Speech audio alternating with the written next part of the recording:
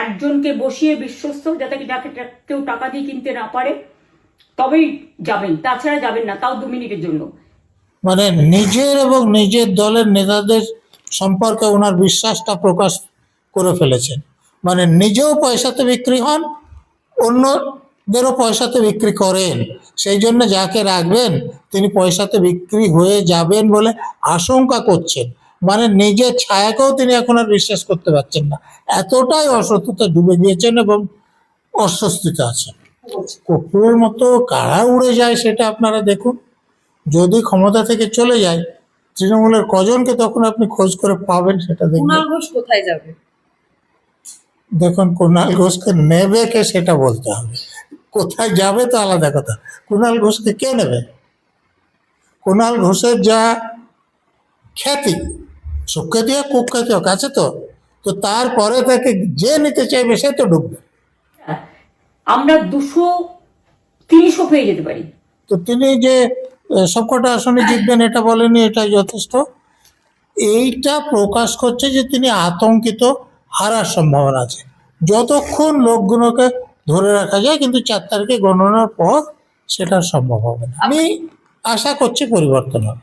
মানে মুখ্যমন্ত্রী আর মমতা বন্দ্যোপাধ্যায় থাকবেন না? থাকবেন না, এটা আমার ব্যক্তিগত আশা। প্রথম দফায় যেরকম ভোটের আমরা দেখেছি, প্রথম দফার ভোটে আমি নিজেও ভোট দিয়েছি। তো দ্বিতীয় দফার ভোটে হিংসা একটু বেশি হয়েছে, আপনারা দেখছেন যে রিগিংও হয়েছে। তো সেটা দুটো মিলিয়ে আমার ধারণা রাজ্যের যে বিরোধী দল সেটা 148-এ ম্যাজিক ফিগারে পৌঁছবে কিনা জানি না, কিন্তু কাছাকাছি চলে যাবে বলেই আমার ধারণা।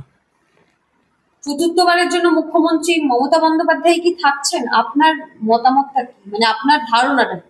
আমার ধারণা থাকার সম্ভাবনা কম, কিন্তু ভোটাররা ভোট দিয়েছেন, সবসময় তাদের কথা আগে থেকে জানা যায় না।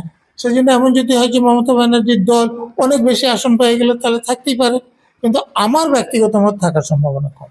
সেই যে এটা তো খুব পরিষ্কার প্রচারিত হয়েছে যে মগরাহাটে এখানে কিছুক্ষণের জন্য ক্যামেরা বন্ধ করে দেওয়া হয়েছিল। সেটা কেন করা হয়েছিল সেটা নিয়ে তদন্ত চলছে, কিন্তু ক্যামেরা বন্ধ করা হয়েছিল, যেটা ইলেকশন কমিশন নির্বাচনের পরিপন্থী। আর ফলতায় যেগুলো হচ্ছে, তো বিভিন্ন চ্যানেলে দেখিয়েছে যে সেখানে বিরোধী প্রার্থীর যেখানে বোতাম টিপে ভোট দিতে হবে সে জায়গাতে টেপ লাগিয়ে দেওয়া হচ্ছিল, অথবা একটা নির্দিষ্ট দলকে, অর্থাৎ রাজ্যের শাসক দলকে ছাড়া অন্য কাউকে ভোট দেওয়া যাচ্ছিল না। তো সেইটা রিপোর্টেড হয়েছে কমিশনের কাছে, অর্থাৎ কমিশন তারপরে যে সিদ্ধান্ত নেয়। মুখ্যমন্ত্রীর এই বিষয়ে তো কোনো প্রতিক্রিয়া পাওয়া গেল না। কী করে পাওয়া যাবে? এগুলো কি মুখ্যমন্ত্রীর অনুমোদন ছাড়া হয়েছে যে ওনার প্রতিক্রিয়া পাওয়া যাবে? ধরা পড়ে গিয়েছে এখন। স্যার, মুখ্যমন্ত্রী মমতা বন্দ্যোপাধ্যায় তিনি বলছেন যে বুথ পাহারা দেওয়ার সময় ইভিএম মেশিন তাকেই পাহারা দিতে বলবেন যাকে টাকা দিয়ে সহজে কেনাবেচা করা যায় না। হঠাৎ তিনি এই ধরনের মন্তব্য করছেন কেন? মানে নিজের এবং নিজের দলের নেতাদের সম্পর্কে ওনার বিশ্বাসটা প্রকাশ করে ফেলেছেন। মানে নিজেও পয়সাতে বিক্রি হন, অন্যদেরও পয়সাতে বিক্রি করেন। সেই জন্য যাকে রাখবেন তিনি পয়সাতে বিক্রি হয়ে যাবেন বলে আশঙ্কা করছেন। মানে নিজের ছায়াকেও তিনি এখন আর বিশ্বাস করতে পারছেন না, এতটাই অসততা ডুবে গিয়েছেন এবং অস্বস্তিতে আছেন। কুণাল ঘোষ সেই জায়গায় বলছে, আমি দুলছি, চৌঠা মের পর বিরোধীরা কর্পূরের মতো উঠবে যাবে। দেখুন, যার কথা বলছেন তার কথা নিয়ে বেশি আলোচনা না করলেই ভালো হয়। তাকে প্রশ্ন করা হচ্ছিল, একটা প্রথম যা খুশি তিনি বলতে পারেন, এবং সেদিক দিয়ে তিনি সর্বোচ্চ নেত্রীর খুব সুযোগ্য অনুসারী। তৃণমূল দুলছে আর চৌঠা মের পরে বিরোধী দল সেটাও কর্পূরের মতো উড়ে যাবে, আপনিও তাই মনে করছেন? কপুরের মতো কারা উড়ে যায় সেটা আপনারা দেখুন। যদি ক্ষমতা থেকে চলে যায় তৃণমূলের কজনকে তখন আপনি খোঁজ করে পাবেন সেটা দেখুন। কুণাল ঘোষ কোথায় যাবে? দেখুন, কুণাল ঘোষকে নেবে কে সেটা বলতে হবে, কোথায় যাবে তো আলাদা কথা। কুণাল ঘোষকে কে নেবে?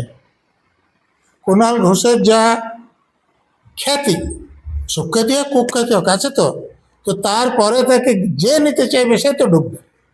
গাড়ি বাজানোর অভ্যাস তো অনেক আগে থেকে ওনার শোনার অভ্যাস আছে, তো সেই জন্য যাচ্ছেন, সেসব কথা তো মনে পড়তেই পারে। স্যার 4ঠা মে একেবারে ভোটের ফলাফল ঘোষণা। তৃণমূল কি সত্যি সত্যি তৃণমূলের পক্ষ থেকে কি যে ধরনের আচরণ তৃণমূলের আমরা দেখতে পাচ্ছি, সত্যি সত্যি কি তারা ভালো পারফরমেন্স করতে পারবে? মুখ্যমন্ত্রী মমতা বন্দ্যোপাধ্যায় যেমনটা বলছে যে 226টিরও বেশি আসন আমরা পাবো। তো উনি বলবেন কি আমরা হেরে যাব? বাইরন বিশ্বাস তো বলেছেন, অনুব্রত মণ্ডল বলেছেন, তা বাইরন বিশ্বাসকে মমতা ব্যানার্জির সঙ্গে তুলনা করলে বাইরন তারই বিশ্বাসকে দলে। অপমান করা হয়। তারই দলে হতে পারে, কিন্তু বাইরন বিশ্বাস মমতা ব্যানার্জির মতো অতটা খারাপ লোক নয়। আপনি মনে করছেন তাহলে এবারে? আমার মনে করছে না, আমি বিশ্বাস করি। কারণ সে ভুল করেছে এবং সেটা সে বুঝতে পারছে যে তার করা ঠিক হয়নি এবং তারপরে তার হার হবে এবার। কিন্তু মমতা ব্যানার্জি ওর থেকে 1000 গুণ বেশি পাপ করেছেন, কিন্তু তিনি বুঝতে চাইছেন। স্ট্রং রুমে মুখ্যমন্ত্রী মমতা বন্দ্যোপাধ্যায় 4 ঘন্টা ধরে কি করছিল স্ট্রং রুমে? মানে মুখ্যমন্ত্রী মমতা বন্দ্যোপাধ্যায় সমস্যাটা কি? তিনি স্ট্রং রুমে যাচ্ছেন কেন? তারা তো ভয়ের কারণটা কি? তিনি মনে করছেন যে তিনি হেরে যেতে পারেন, তার দল এবং তিনি। অতএব সেটার জন্য একটা অজুহাত আগে থেকে তৈরি করার জন্যই এসবগুলো করছেন বলে আমার ব্যক্তিগত মত। স্ট্রং রুমে স্যার কি রয়েছে? স্ট্রং রুমে গিয়ে 4 ঘন্টা ধরে মুখ্যমন্ত্রী ভিতরে। দেখুন, স্ট্রং রুমের এবারের যে ব্যবস্থা আমি গণমাধ্যমে যেটা দেখেছি, 3টে স্তরে পাহারা আছে, তার ভিতরে ইভিএম আছে এবং সেগুলো কি অবস্থায় আছে কেউ সেটা ট্যাম্পার করছে কিনা সেটা যাতে বাইরে থেকে দেখা যায় তার জন্য সিসিটিভি ক্যামেরা ওখানে লাগানো আছে এবং বাইরে স্ক্রিন দেওয়া আছে।